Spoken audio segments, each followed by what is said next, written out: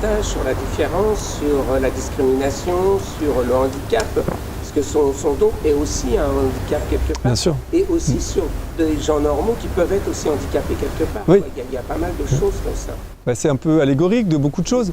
Après, moi j'aime pas les films qui ne sont que allégoriques, j'aime que ce qu'ils montrent soit aussi une vraie histoire. Enfin, moi je suis toujours déçu par les films qui se terminent par « Ah ben c'était un rêve ». Je me dis « Ah ben non, moi j'y ai cru, c'est horrible ». Oui, c'est vrai que lui, sa différence, elle s'incarne par quelque chose d'extraordinaire. Donc c'est très visible, mais évidemment, mais en même temps, son côté très simple et très modeste, c'est nous tous, et puis c'est nous tous avec ce qu'on a envie et de partager, et de cacher, et dont on est fier et dont on a peur. Mais en même temps, sa différence, elle se révèle qu'à une certaine condition. C'est-à-dire que quand il est mouillé, Oui. alors après ça pourrait être autre chose, mais s'il n'est pas mouillé, il est ordinaire. Oui, il y a un révélateur, en fait, un peu. Il y a une sorte d'éveil quelque part. Qui passe par un tierce élément, on va dire. Ouais. Mais d'ailleurs, je ne sais pas d'où ça vient. Hein. Mais vous jouez beaucoup avec les éléments.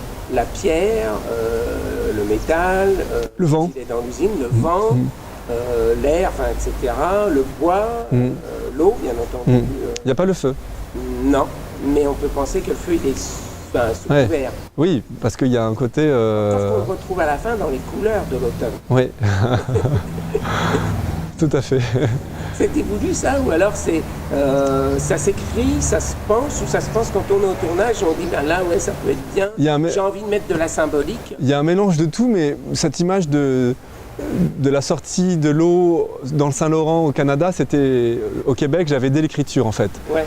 Et on savait qu'on serait à peu près à la période qu'ils appellent des couleurs. Ils disent là-bas, en ce moment c'est beau, il y a les couleurs. Après, on était un peu une semaine après, donc il y avait un peu moins de feuilles, mais tant mieux, c'est à l'image du film, c'est-à-dire que c'est pas d'un coup le décor de carte postale avec les arbres rouges, verts, jaunes, fluo. On sent que c'est là, mais voilà, c'est... En même temps, l'automne, on en parlait avec Ozon qui a cité son film en automne, c'est la saison de transformation. Donc le film est aussi... Ah bah complètement, bien sûr. Pour moi, ça pouvait pas être un film d'été.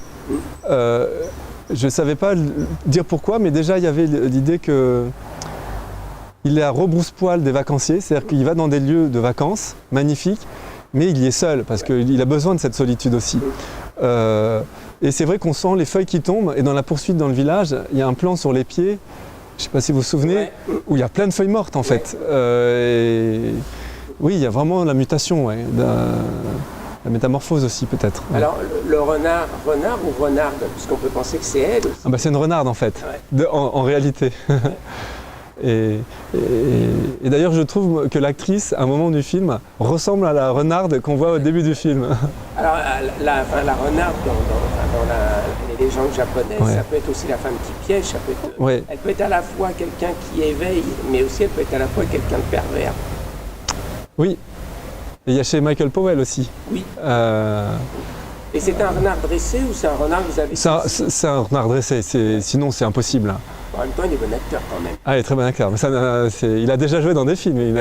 Non, mais je trouve qu'il a une expression, il apporte ce dialogue. Ah oui, il y a un vrai dialogue pour moi. Ouais. Qu'on sent dans son regard. Et là aussi, il n'y a rien qui se dit, mais tout qui passe, quoi, en fin de compte. C'était un moment, c'était aussi une des séquences que j'avais, moi, une de mes premières séquences, voilà, j'avais des petits papiers avec ça, une poursuite avec un moment le héros qui souhaite découvrir par cela même qu'il rend fort, à savoir les gouttes d'eau. Le chute, alors qu'il est sous l'eau, fait un enfant comme si c'était un jeu, alors que c'est une poursuite avec des gendarmes. Voilà, ça c'est... Et le renard, ça fait partie des images comme ça, et la course vers l'océan à la fin, la descente de la dune. Et la tempête, quel seul moment violent. Oui, avec la bagarre. Avec la bagarre, oui. Pas non plus, c'est jamais violent. Non, mais par rapport au reste du film, c'est très violent d'un coup, parce que comme le film est très doux par ailleurs... C'est un peu comme un fleuve, ça passe votre film. C'est comme l'eau, la rivière, qui finit en torrent d'ailleurs. Oui, je le voulais fluide, et doux aussi, c'était important pour moi. Et dès qu'on me proposait des choses un peu violentes ou... Je sentais que c'était pas le film aussi, ou des choses un peu coup de poing, et que ce soit au propre figuré quoi.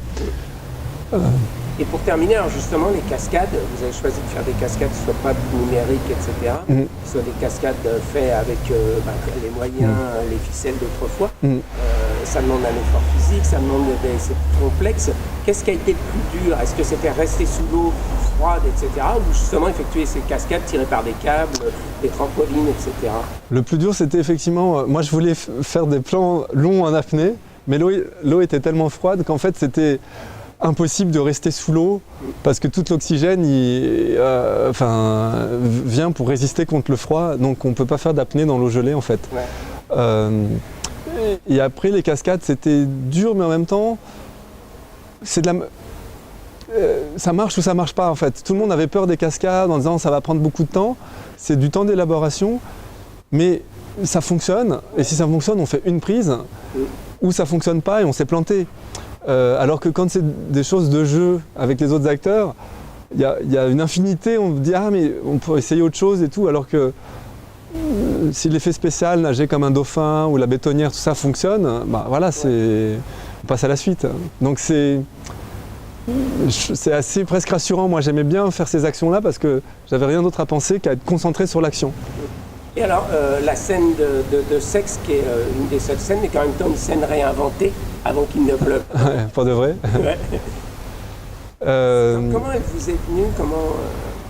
Ça m'est venu, c'est dur à dire, mais je sais pas, j'ai vu, comme je savais que je voulais pas faire une séquence de sexe classique, on va dire, j'ai eu une image, voilà, associée au film sur la fluidité, la caresse, puis voilà, c'est venu comme ça, je sais pas comment comment dire.